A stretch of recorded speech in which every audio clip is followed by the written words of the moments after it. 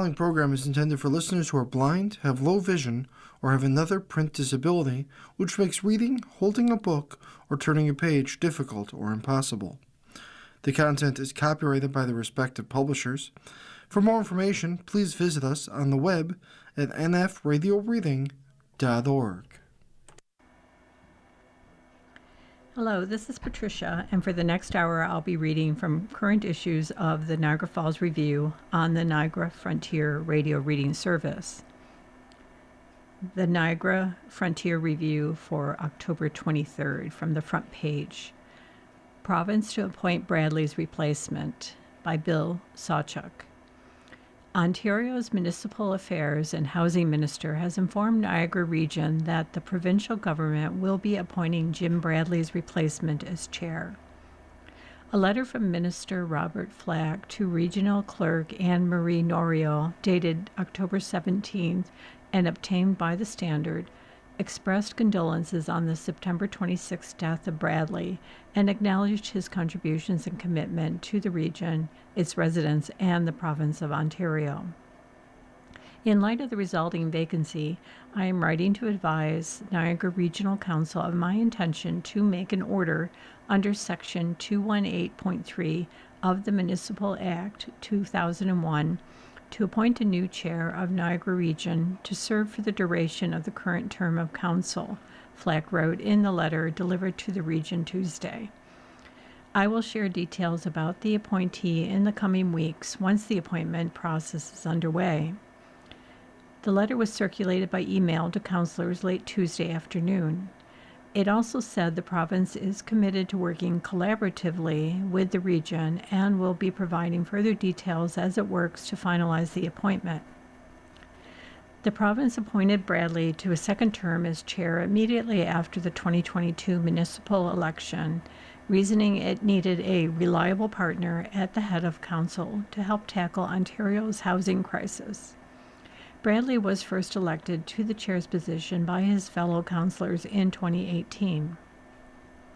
Niagara Falls NDP MPP Wayne Gates on Wednesday called out the Doug Ford government for meddling again in Niagara's regional chair appointment and rewarding friends and failed conservative candidates and donors with other appointments while ignoring local decision-making.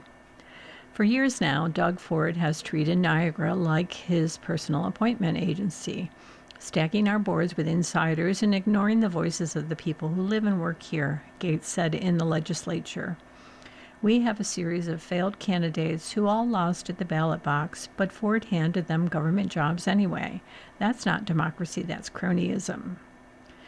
A staff message to councillors dated October 9th had stated the Municipal Affairs Ministry would provide official correspondence to council regarding the process of selecting a new chair before Thursday's full meeting. The Constitution establishes the municipalities are creatures of the province, which gives provincial governments almost unlimited authority to alter municipal functions, to set new boundaries, or even dissolve municipalities entirely, the message said. Council's procedural bylaw lays out a procedure whereby newly elected councillors vote to select someone for the position at the first meeting after municipal elections. An elected councillor has served as chair since the region was established in 1970. The province had several options to replace Bradley since his death. The ministry can appoint a sitting councillor or name a member of the public to serve as chair for the remainder of the term, which ends on October 26, 2026. The chair receives a salary of more than $140,000 and a vehicle allowance to represent the region in dealings with the federal, provincial, and other municipal governments. The chair also presides over meetings and is the primary public spokesperson for Niagara. Depending on the person, the individual can also wield considerable informal influence at regional headquarters in Thorold. If the province selects a sitting councillor as chair, that person's municipality is responsible for choosing a replacement, either by appointment or by election, and notifying the region. Since Bradley's death, Council has relied on a procedural bylaw that establishes an alphabetical rotation of counselors to serve as interim chair on a monthly basis. Welland County Pat Chicorio is the current interim chair. Continuing with the front page of the Niagara Falls Review for October 23rd. Suspect in Brampton murder shot dead by Niagara police, by Ray Spiteri and Allison Langley. An officer-involved shooting in Niagara Falls has led to the death of a suspect who police say shot and killed a woman in Brampton and fled in a car with a 1-year-old child. Officers with Niagara Regional Police and Peel Regional Police Service had been actively searching for a suspect wanted in connection with the homicide that occurred Tuesday afternoon in Brampton. An Amber Alert was subsequently issued for the missing child. Investigators had reason to believe the suspect, identified as 38-year-old Anthony DeShepper, was in the Niagara region. A shelter-in-place order was issued for the area of Crystal Beach and Fort Erie after evidence related to the police investigation was discovered. The child was located with a family member in Niagara at about 5 p.m., said NRP spokesperson Richard Hingley. At about 2:30 a.m. Wednesday, officers in Niagara Falls blocked in a vehicle at Gale's Gas Bar on Thorold Stone Road near Montrose Road. Following an interaction with NRP officers, the Ontario Special Investigations Unit said DeShepper was shot multiple times and died at the scene. SIU spokesperson Christy Dennett said an unnamed female was in the driver's seat of the vehicle. She is in custody and charges are pending. No officers were injured. A large area at Thorold Stone and Montrose Roads was closed to traffic on Wednesday as police and SIU officials conducted an investigation. A helicopter hovered overhead for several hours. We were really drawn to this Amber Alert because Crystal Beach is so close to home, and then this is even closer to home, said 16-year-old A.N. Meyer secondary school student Isabella Puglia, who happened across the Niagara Falls scene with her 16-year-old friend and Meyer colleague Brooklyn Campbell. My family sent an article in a group chat, and we were like, oh my God, this is why that street is closed, Campbell said. A man who lives in the area said he went to the scene after hearing the helicopter. When a helicopter is circling for 2 hours, something's going on, the man said, who did not want to be identified. During a news conference near the scene Wednesday, Dennett said SIU investigators are collecting evidence and interviewing witnesses. They're also collecting any potential video surveillance to paint a picture of what happened. She said what precipitated the shooting is that the SIU is investigating.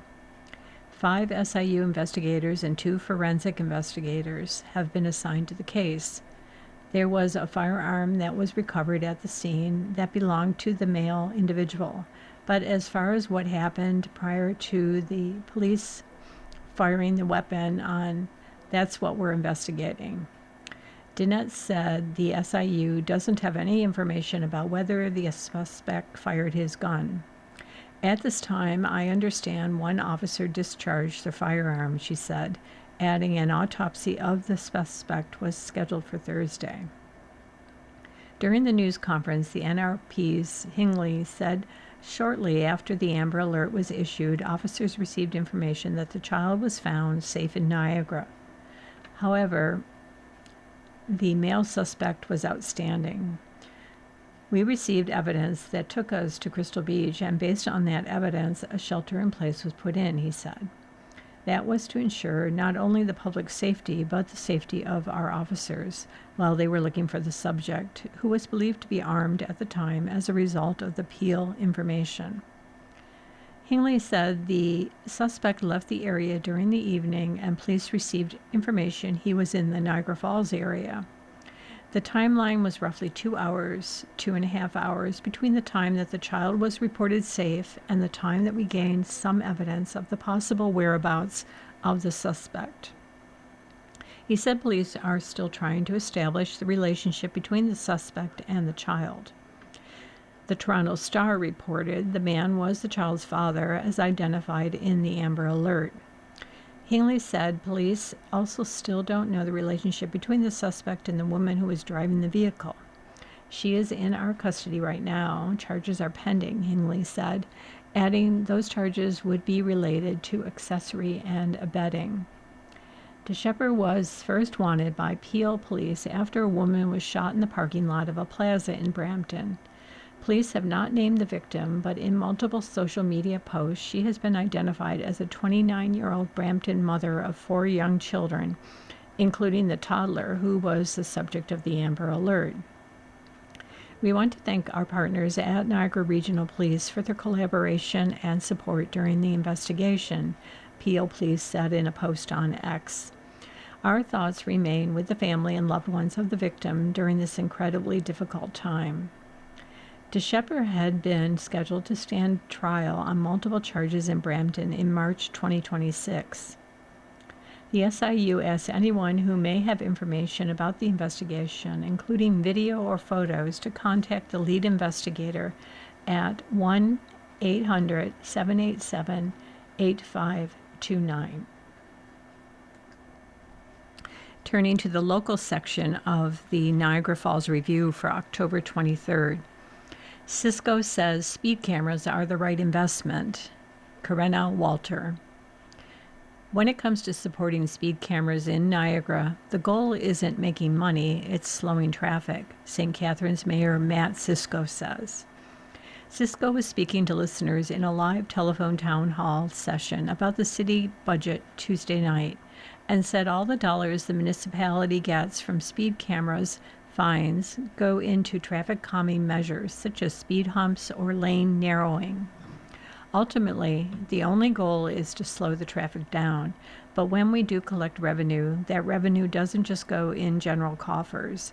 We are using it to build up the roads so that they slow the traffic down as well, he said, answering a listener's questions about the speed camera program. And I think that should ultimately be the goal for everybody.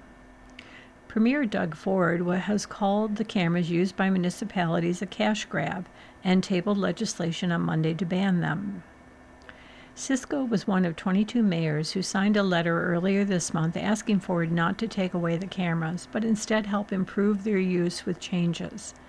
Those included limiting use to school days, giving warning tickets for the first offenses, and ensuring people can't get fined repeatedly when a new camera is set up.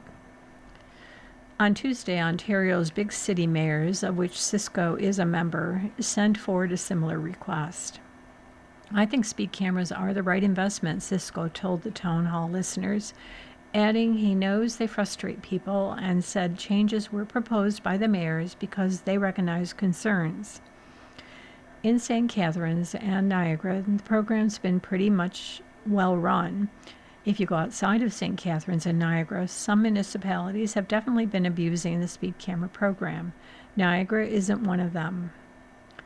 Niagara Region's speed cameras made approximately $3 million in revenue in 2024 after deducting operating costs.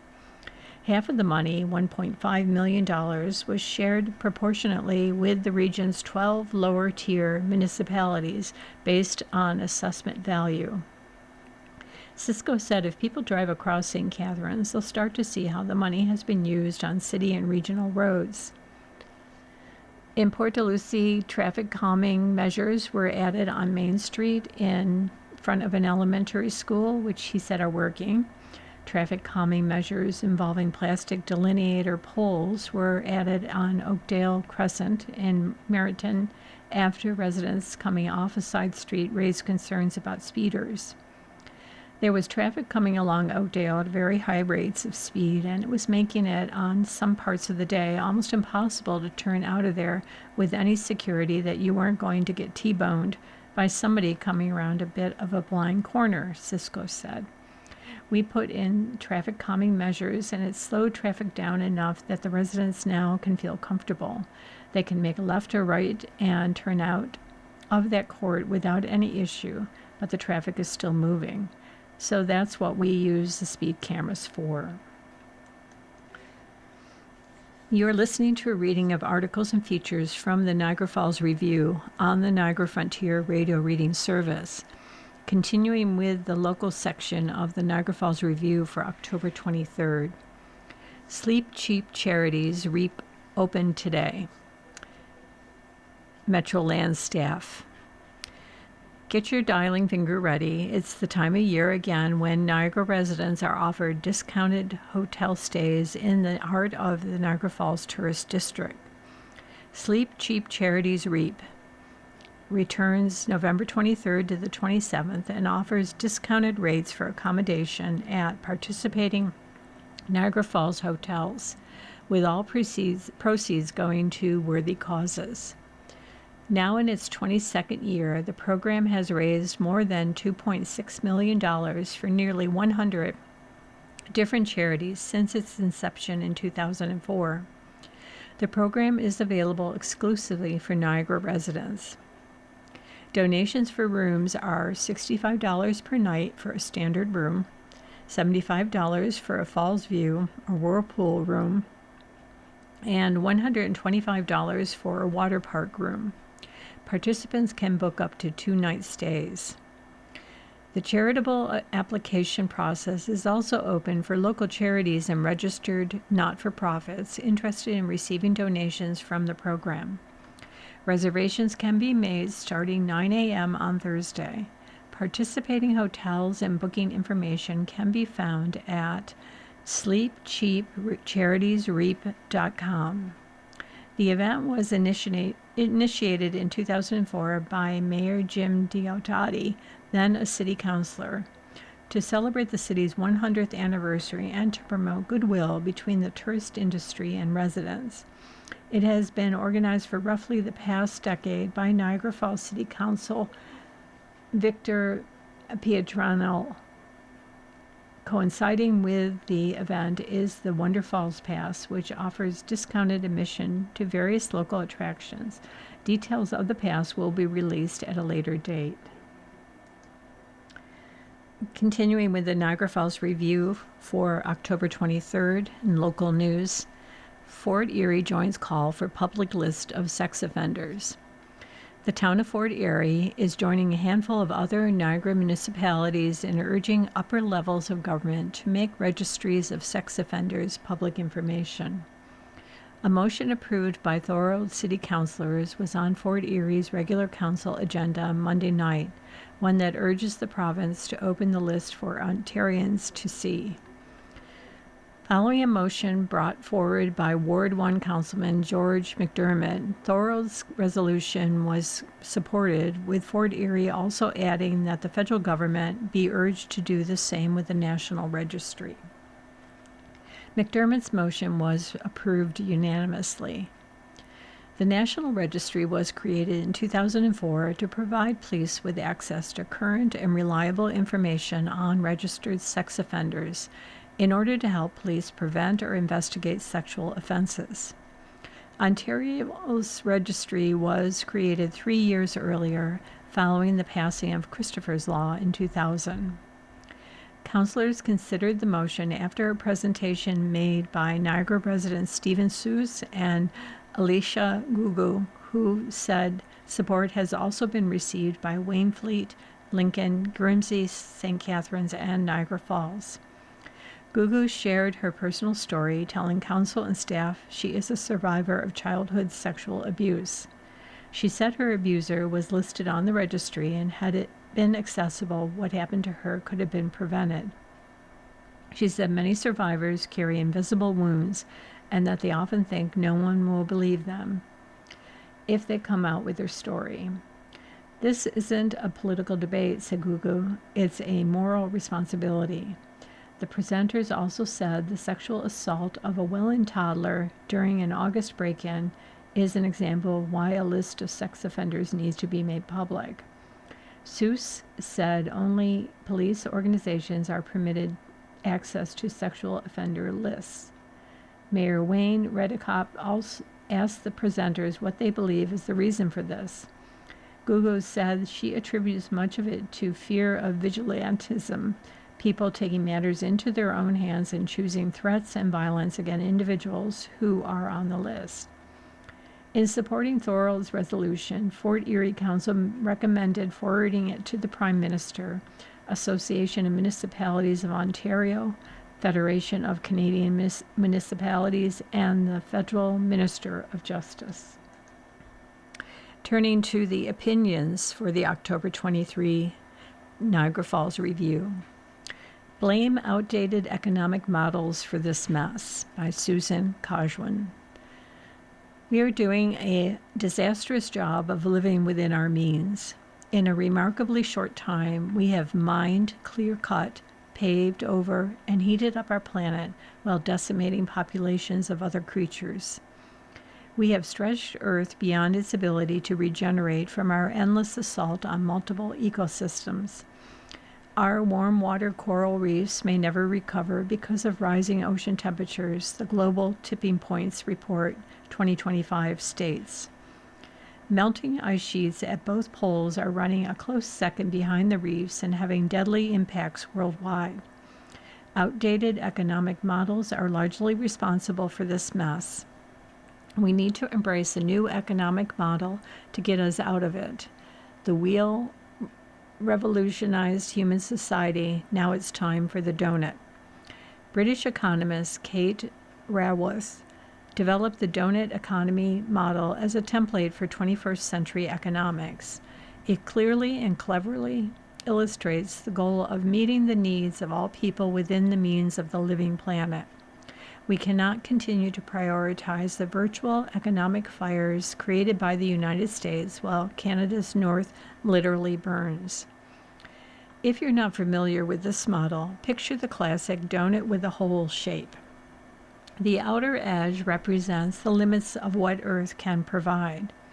The inside edge shows the social foundation of life's essentials, such as health, food, and education. The donut itself is the safe and just space for humanity, with a regenerative and distributive economy. The Donut Economics Action Lab has a free guide in 4 languages for local governments that includes 12 case studies.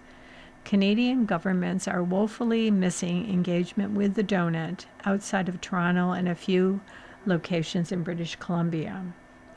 Since Raworth published Donut Economics in 2012, she has updated the model to reflect our changing reality. The new peer-reviewed analysis last month in Nature shows that the richest 20% of nations, with 15% of the global population, contribute more than 40% of annual ecological overshoot, whereas the poorest 40% of countries, with 42% of the global population, experience more than 60% of the social shortfall. As MP Elizabeth May recently wrote, we need the brainy and thoughtful Mark Carney, who warned of climate change, back. These are 7 ways he can think and lead like a 21st century economist. Change the goal from GDP to the donut. Embed the economy within our environment rather than as a self-contained entity. See humans as social and adaptable, not rational economic bodies. Embrace dynamic complexity, not the mechanical equilibrium of supply and demand. Design to distribute because growth does not even it up again. Create to regenerate rather than expect growth to clean it up. Be agnostic rather than addicted to growth. Time is running out. Canada must double down on the cascade effect of collapsing ecosystem functions. Our tipping points must tip towards restoring a livable climate so we can all thrive in the sweet spot of the donut. Susan Kajwan is a freelance contributing columnist for the Waterloo Region Record. Letters to the editor from the October 23rd Niagara Falls Review. Shared Services, a feel-good headline. Niagara CAO's loud shared services procurement efforts, October 20th.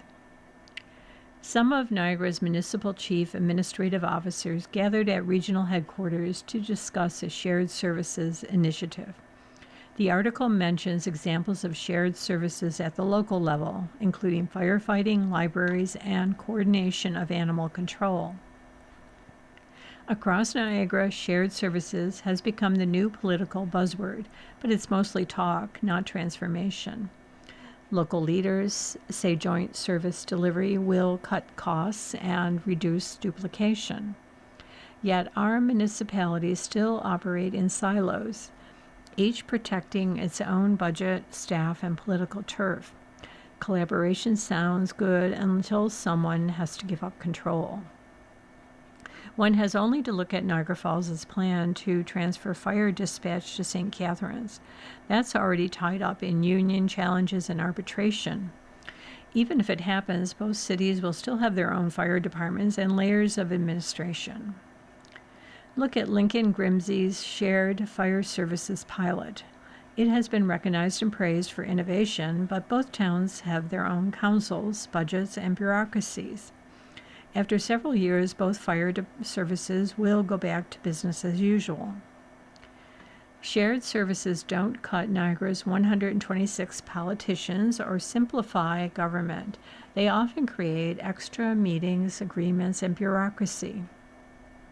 Lower-tier municipalities will continue to do what is best for themselves, even at the expense of other municipalities or Niagara region. Look at the economic development or physician recruitment as examples. As we see increasing numbers of local residents falling into property tax arrears, it is clear the current government structure is not working. If Niagara really wants efficiency, we need real governance reform, not half measures that keep every local empire intact. With 12 municipalities and 12 councils serving 500,000 residents, it's time to ask if this structure still makes sense. Until we face that reality, shared services will remain little more than a feel-good headline. Alan McKay, St. Catharines. The next letter to the editor. Guns are the problem. 5 Hamiltonians arrested, guns and drugs seized in relation to Grimsby shooting, October 18th. U.S. President Donald Trump has falsely accused Canada of being a major source of illegal immigrants and fentanyl. However, the real problem is American guns and accessories. Conservatives love mandatory minimum sentences, so let's give them something to chew on. Let's introduce mandatory minimum sentences for anyone smuggling firearms, banned weapons, or add-ons. I suggest American-style sentencing of 7 years per count. For example, 2 handguns and an oversized magazine would get 21 years and no bail. The U.S. and its lust for guns is horrifying. Mass shootings occur almost daily. The belief that more guns make people safer is sick. If the sentences don't stop American guns from entering Canada, make sentences even stiffer. Put the gun runners in cells with child abusers. They both cause harm to young people. Russ Young, Fort Erie. You are listening to a reading of articles and features from the Niagara Falls Review on the Niagara Frontier Radio Reading Service.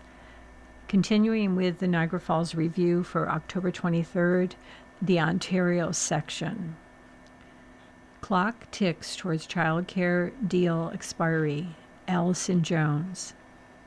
Ontario's deal with the federal government to operate a $10 a day child care system in the province is set to expire in 5 months, but there has been little apparent progress in extension negotiations, which has some advocates, operators, and parents calling for certainty.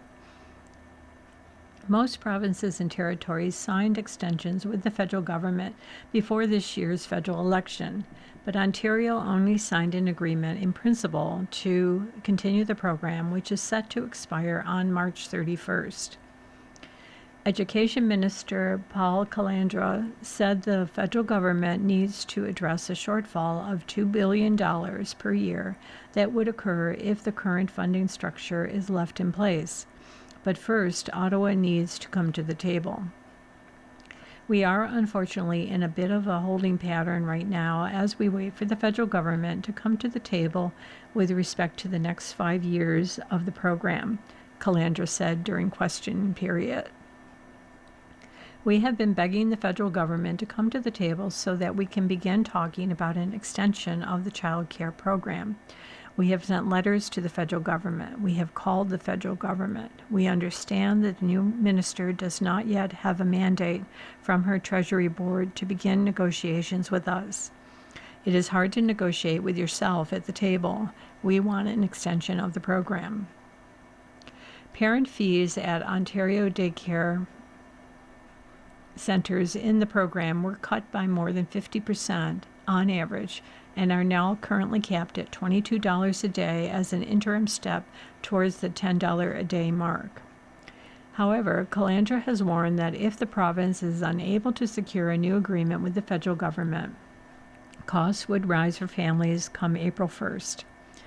A spokesperson for Federal Families Minister Patty Hajdu said negotiations are being resumed with provinces and territories.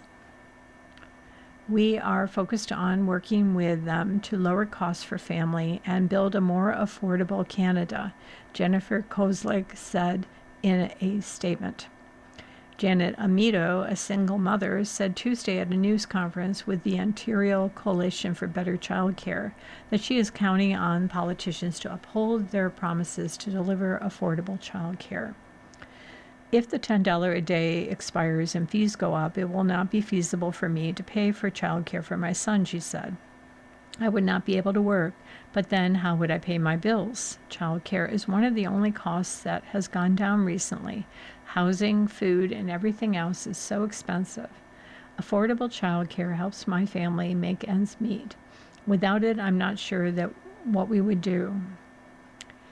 Carolyn Ferns, a policy coordinator with the Child Care Coalition, said it doesn't seem like a priority for either government right now, which is troubling. When we reached the agreement in principle, everyone felt like, it'll probably get sorted out, she said. You know, that'll happen. And then the months tick by and the months tick by, and it didn't happen. But there's still a feeling out there that it'll be fine, that the federal government won't let Ontario go, and Ontario wouldn't let this happen. But I'm increasingly worried that we actually could lose it.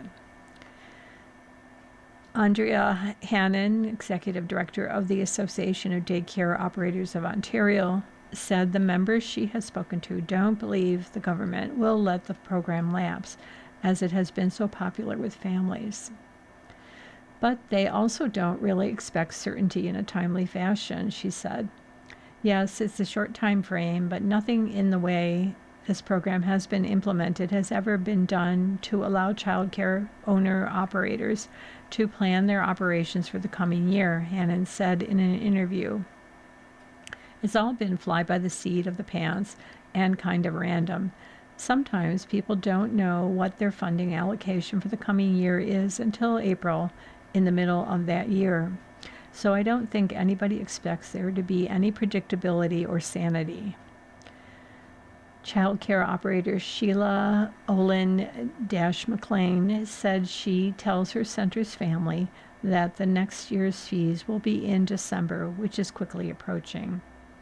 I think it will be quite shocking for families if by December 1st, if there's no deal, she said in an interview. Then we have to send out to families that this could be your fee for the next year. If we have the $10 a day program, it would be less than $22 a day, or it could be close to $100 a day without the program. As well, the program provides wage increases for early childhood educators, so if the governments let the program expire, her center's educators will lose $4 an hour, she said. Child care operators have said one of the biggest challenges in creating new spaces and maintaining existing ones is staff shortages. And a recent report by Ontario's Auditor General said the province will need 10,000 more ECE by the next year. A federal Auditor General report on Tuesday found that the program has so far been successful in reducing fees, but is behind on space creation and other goals. Turning to the Canada and World section of the October 23rd Niagara Falls Review. Special blessing.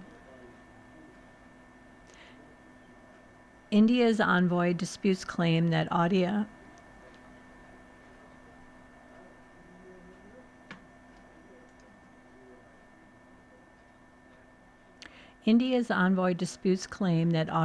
can fully staff its embassy, by Dylan Robinson.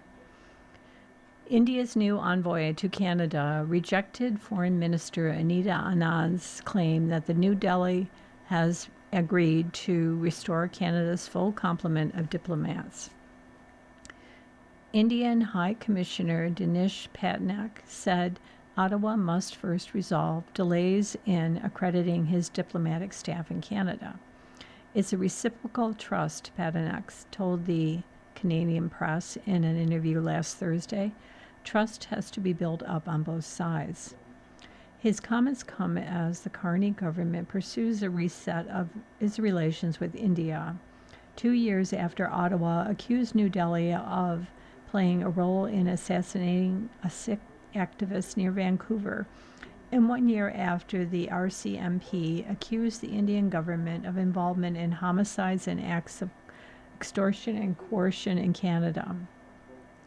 Ottawa removed most of its diplomats from India in October 2023 after New Delhi threatened to strip diplomatic immunity from 41 Canadian officials and their 42 dependents. Along with diplomats, Ottawa had experts in fields like defense and agriculture working in India at the time.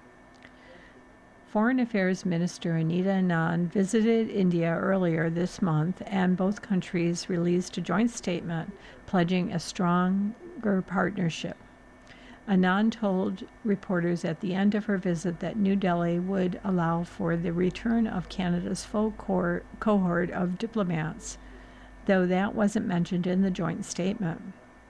She said Ottawa would not consider reopening trade talks until India takes this step.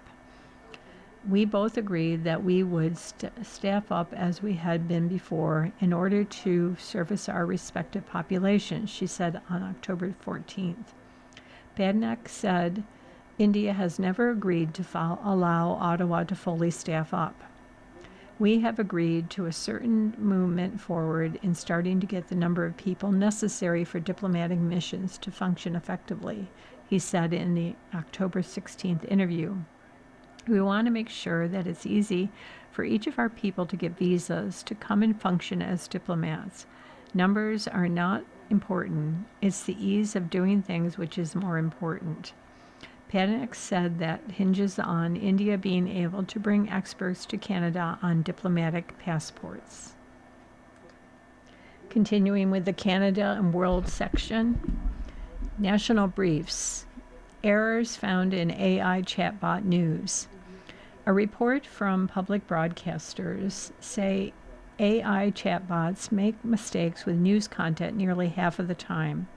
The study, which looked at how AI chatbots answer questions about news and current affairs, involved 22 public media organizations in 18 countries, including CBC/Radio Canada.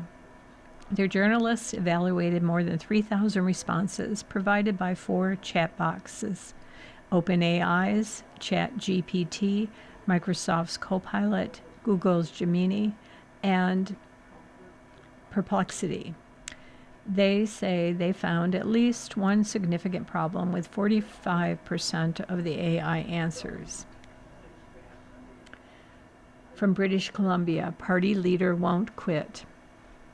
British Columbia Conservative leader John Rustad says he will not resign after the party's president and other members of its management committee told him to quit over chaos in the official opposition ranks. The committee members say in a letter to Rustad that turmoil under his leadership has undermined the party's credibility. Rustad told reporters that the letter was an internal matter within the party, and he plans to have an opportunity to speak with the management committee. Alberta. Lightning blamed for fire. 2 reports on last year's wildfire in Jasper confirm the blaze was caused by lightning and accelerated by tornado-force fire-generated winds and dry conditions. The fire hit town 2 days after starting and destroyed a third of the community's structures in July 2024. It forced 25,000 residents and visitors to flee and displaced an estimated 2,000 people. Turning to the business section of the October 23rd Niagara Falls Review. Hearings on changes to Canada Post begin, by Estella Wren. The federal minister who oversees Canada Post will face a committee of his peers to answer questions about his decision to push ahead with sweeping changes to the post office and the ongoing labor strife between the Crown Corporation and its union.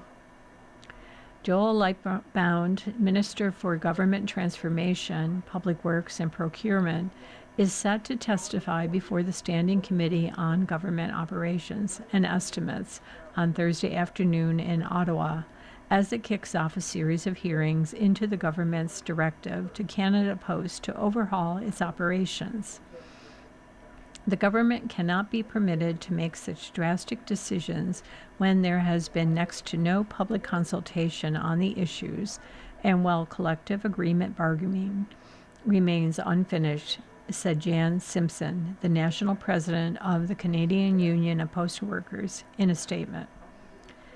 The hearings come after talks between the postal workers and Lightbound ended on a sour note last week when the minister refused to cede any ground to the union, which is trying to convince the feds to put the brakes on its plans.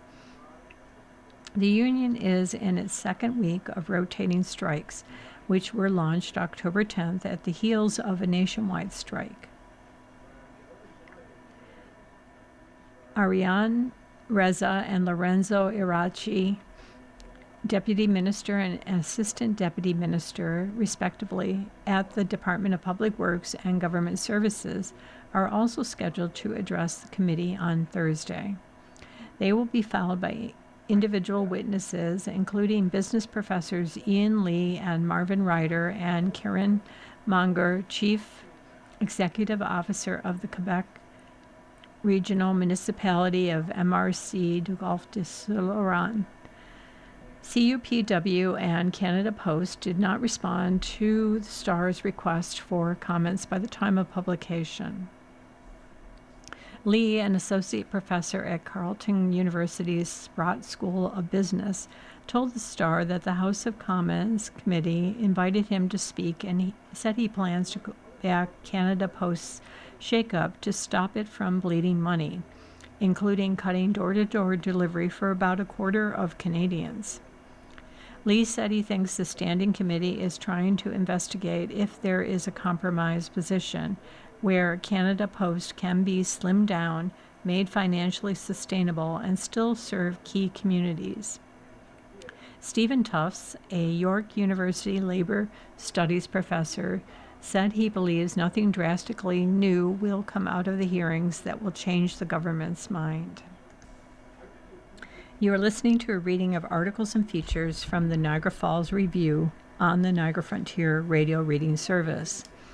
Continuing with the October 23rd Niagara Falls Review from the business section.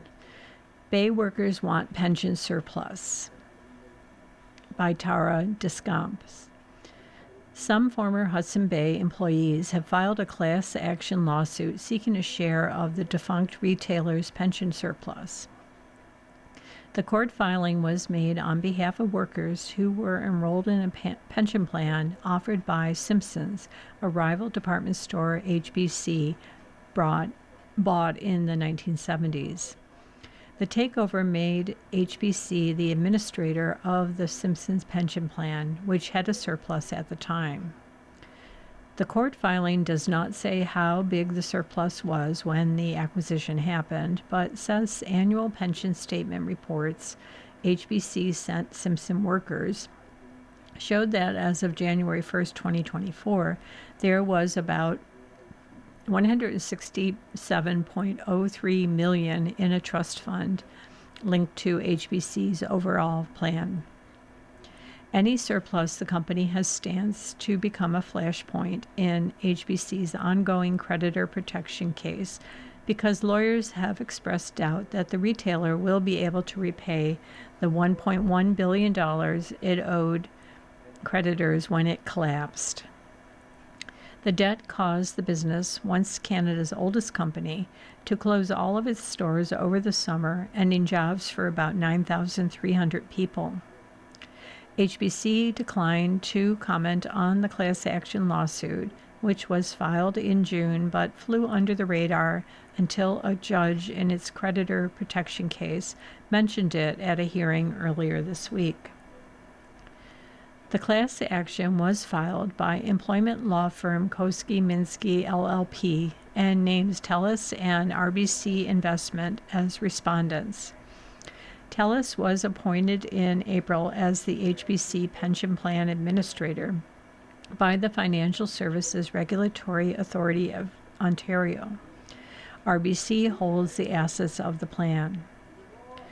The court filing making the case for Simpson's workers to get a share of any surplus left offers a peek at how HBC's growth shaped its pension plans, but also pitted some staff against each other. The document says HBC added Zeller's employees to the Simpsons plan in 1994 and then Kmart staff in 1998. Between 1994 and 2006, court documents filed by Koski Minsky in HBC's creditor protection case show HBC used about $111 million of the surplus assets originating from the Simpsons pension plan to cover defined contribution pension costs for Zeller's and Kmart employees. The moves angered former Simpsons employees who sued HBC to stop their surplus funding being used for the staff who had been enrolled into the plan more recently. The judge in that case ruled HBC could use the Simpsons pension plan surplus to pay its obligations to the broader defined contribution group while the plan remained active. However, he said if the plan is ever wound down, former Simpsons employees are entitled to the surplus assets in the plan, if there are any remaining. HBC appealed several parts of the ruling, including a portion that ruled it wouldn't be entitled to surplus assets. The Ontario Court of Appeal dismissed HBC's cross appeal, and the Supreme Court of Canada would not hear the case. Workers enrolled in the Simpsons plan now say they are entitled to that surplus because of the judge's prior ruling. When the class action was first filed, Koski Minsky said the Financial Services Regulatory Authority of Ontario reported HBC's pension plan had 4,976 active members and about $460.07 million. And returning to the local section of the October 23rd Niagara Falls Review. St. Catharines man dead after six-vehicle crash on Highway 406. A 32-year-old St. Catharines man has died after a six-vehicle collision on Highway 406 in Thorold.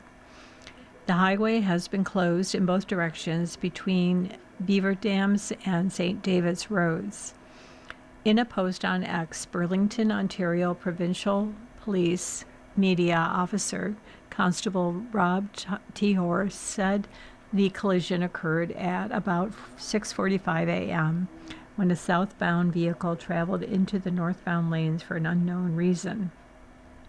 The driver of that vehicle was the person who died, Tehor said.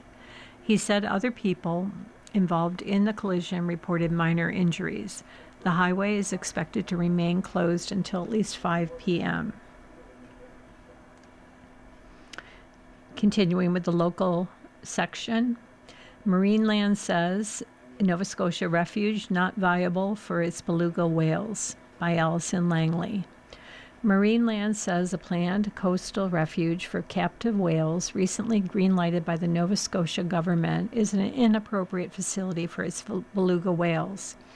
The U.S.-based Whale Sanctuary Project announced this week Nova Scotia Premier Tim Houston's cabinet had granted the organization a 20-year lease for 83 hectares of crown lands and coastal waters on the province's eastern shore. Project organizers said the approval means they can start building a huge floating net enclosure for whales and dolphins retired from marine theme parks like Marineland in Niagara Falls. But in a statement Wednesday, Marineland said the project is not a suitable option for its 30 belugas. Marineland has provided reports to everyone, the government and press, that sets out very serious issues of concern that need to be addressed, which makes Whale Sanctuary Project a non-viable alternative at this time. Marineland released a report previously saying it had many reasons why none of Canada's last remaining captive whales should be sent to the Nova Scotia site. The report alleged the site is too polluted and has seen no development since plans for its construction were unveiled in 2020. Charles Vinnick, the project's executive director, has dismissed the report, saying his group has completed extensive environmental testing and has won approval for plans to contain the mess left behind by the gold mining industry. In an emailed statement, project spokesperson Caroline Saxon said Wednesday the Nova Scotia government's decision means the project now has a clear path to begin construction and to raise the capital funds to complete the sanctuary. The project is estimated to cost about $20 million and will require about $2 million annually to operate. Marineland made headlines earlier this month when Ottawa rejected its bid to sell its belugas to a theme park in China. The beleaguered theme park responded by saying it might have to euthanize its whales because it didn't have enough money to feed them. About the same time, Nunavik man urged Inuit leaders to step in and help provide habitat for the belugas, suggesting they could be released in Hudson Bay, Ungava Bay, or the St. Lawrence River. Marineland has said previously the belugas have lost the capacity to survive in the wild and cannot adapt to the demands of natural ecosystems. Meanwhile, Whale Sanctuary Project said the refuge could open as early as next year, but no marine mammals will be moved to the site until the project receives permits from the Federal Fisheries Department and Transport Canada. And continuing with the local news of the October 23rd Niagara Falls Review. Remains at park, those of South Asian woman. Human remains found in Charles Daly Park in Lincoln Tuesday are being treated by police as a suspicious death case. Niagara Regional Police were called to the Lake Ontario Waterfront Park at about 11 a.m. Just before noon Tuesday, police posted a map on social media outlining the park just west of 7th Street, Louth, in St. Catharines, advising people to stay clear.